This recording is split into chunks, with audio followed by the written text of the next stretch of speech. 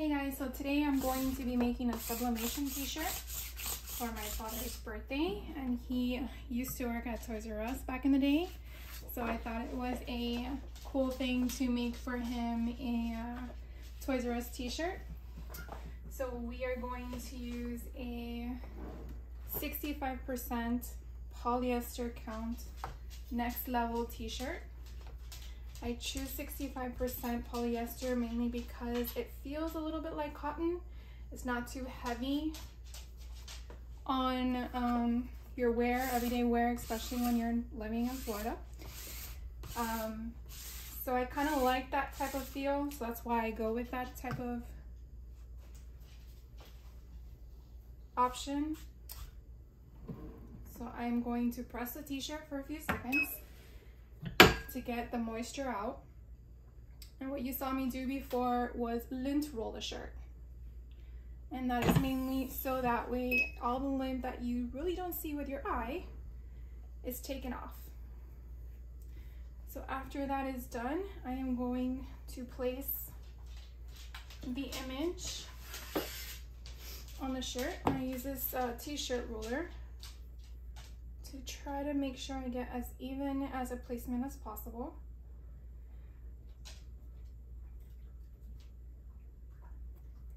What I like to do with my image is kind of put a little indentation so I know where the middle is.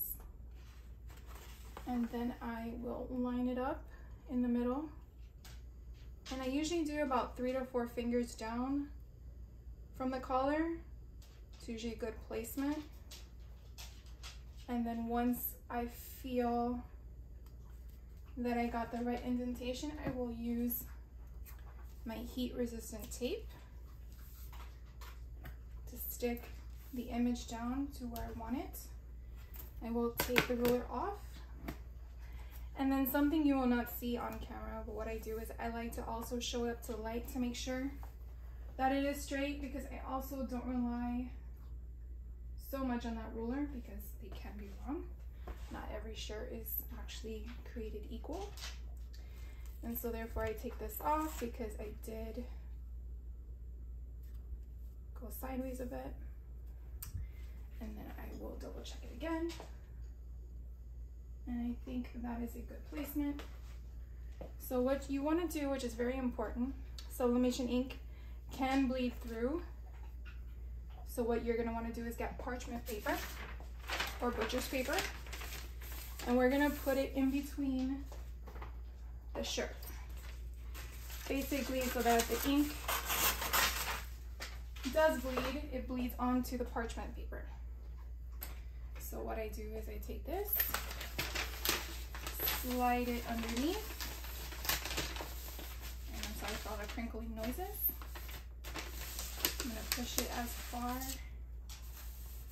as it will go to where the image is, and you can kind of see it through.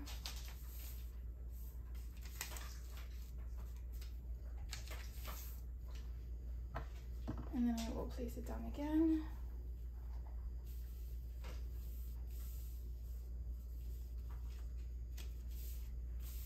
And then you're also going to place another parchment paper on top, and this is to protect your plate.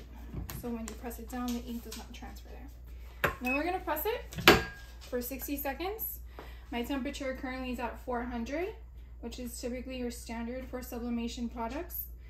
There are some materials that you do have to reduce your temperature down to maybe 365 or 385. When you're working with new materials, sometimes it's always good to buy an extra item, so that way if you do mess up, you have that extra to play with. So we're just gonna wait a few more seconds.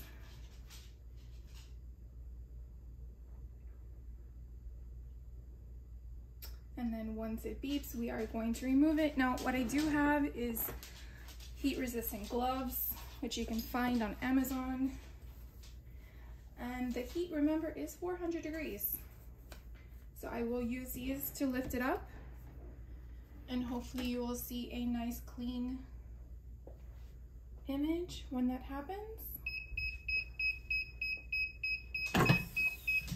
And as you see, the image did come through. you do want to protect that as much as possible. And now we are going to lift the image. I think that came out so cool. And then we are going to take the butcher paper out from in between the shirts. And now we have a custom made Toys R Us t-shirt, which I think is pretty cool. So hopefully he likes that. Thank you guys for watching. Don't forget to hit the subscribe button and like this if you are interested to see more.